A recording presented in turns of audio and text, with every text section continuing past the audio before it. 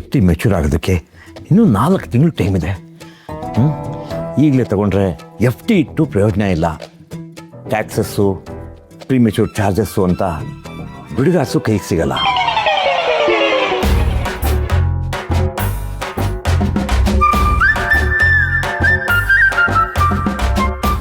ಓಹ್, ಇದು ಈ ತಿಂಗಳೇ ಮೆಚೂರ್ ಆಗ್ತಾ ಇದೆ.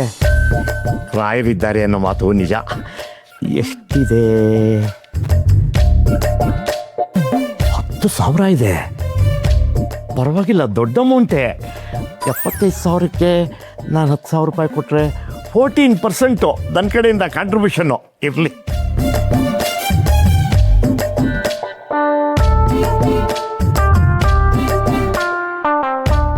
ಇದರಲ್ಲಿ ಎಷ್ಟಿದೆ? ಇಲ್ಲಿ 5,000 ರೂಪಾಯಿ ಇದೆ. Good, very good.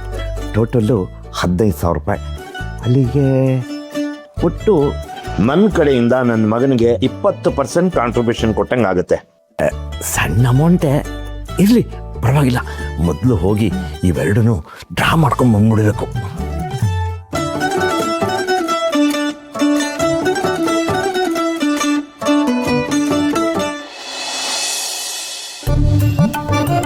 ಇದೇನವ್ರು ಇಲ್ಲಿ ಕರ್ಕೊಂಡ್ಬಿಟ್ಟಿದ್ಯಾ?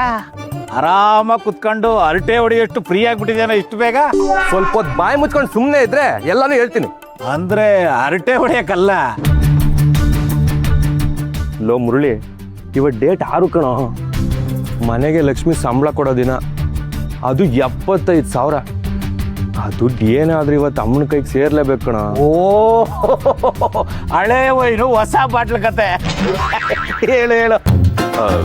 ಇವಾಗ ಪ್ಲಾನ್ ಏನು ಅಂದ್ರೆ, ದಿವ್ಯನ್ ಕೋಚಿಂಗ್ ಸೆಂಟ್ರು ಇಲ್ಲೇ ಇರೋದು. ಅವಳನ್ನು ಬರಕ್ ಹೇಳಿದೀನಿ.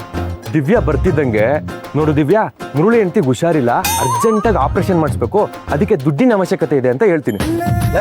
ನಿಂಗೆ ತಲೆ ಕೆಟ್ಟಿದೇನೋ? ಅವಳು ನೋಡಿದ್ರೆ ಚೆನ್ನಾಗಿ ಉಣ್ಕೊಂಡು ತಿನ್ಕೊಂಡು ಗಟ್ ಮುಟ್ಟಾಗ ಅವಳೆ. ಹೋಗಿ ಹೋಗಿ ಅವಳಿಗೆ ಆಪರೇಷನ್ ಅಂದ್ರೆ ಯಾರಾದ್ರೂ ನಂಬ್ತಾರ?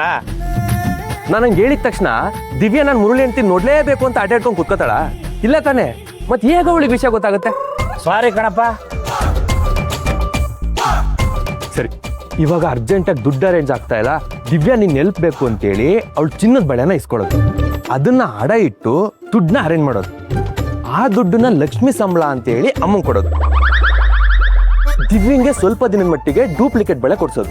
ಇದು ಪ್ಲಾನ್. ಸುಳ್ಳಿನ ಕೋಟೆನ ಸಖತ್ತ ಕಟ್ಟಿದೆ ಕಣ ನೀನು.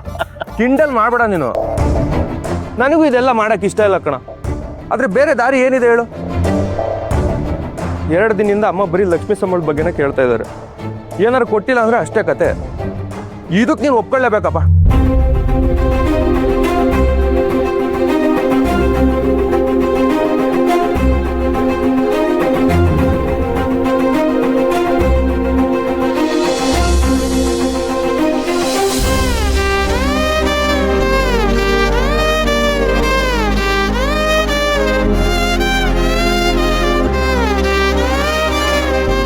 ದುಡ್ಡು ಕಟ್ ಬಂದ್ಯಾನೆ? ಮತ್ತೇನು ಯೋಚನೆ ಮಾಡ್ತಿದ್ಯಾ? ಏನಿಲ್ಲ. ಮತ್ತೋಗ್ ಕೆಲ್ಸ ನೋಡ್ಬೋದ್ ತಾನೆ? ನಿನ್ನ ಹತ್ರ ನಾನೇನೋ ಹೇಳ್ಬೇಕು. ಹೇಳಲಾ? ಧಾರಾಳವಾಗಿ ಹೇಳ್ಬೋದು. ನಾನು ಬ್ಯಾಂಕಿಗೆ ದುಡ್ಡು ಕಟ್ಬಿಟ್ಟು ಬರಕ್ ಹೋಗಿದ್ನಲ್ಲ, ವಾಪಸ್ ಬರ್ಬೇಕಾದ್ರೆ ರೋಡ್ ಸೈಡ್ ಯಾವ್ದೋ ಮನೆ ಹತ್ರ ಕೋಕಿಲ ಮತ್ತೆ ಹರಿಭಾವನ್ ನೋಡ್ದೆ.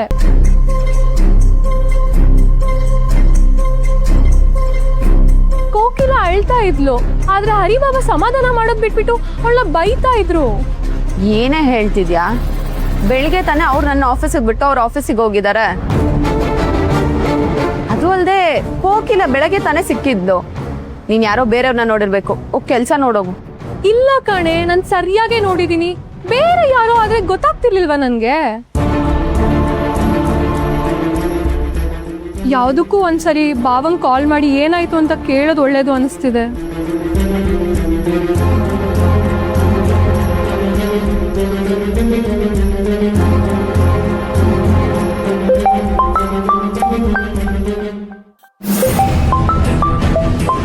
ಇವಳು ಯಾಕಪ್ಪ ಕಾಲ್ ಮಾಡ್ತಿದ್ದಾಳೆ? ಹೇಳು ಲಕ್ಷ್ಮಿ. ರೀ, ನಿಮ್ಗೇನಾದ್ರೂ ಕೋಕಿಲ ಸಿಕ್ಕಿದ್ಲಾ?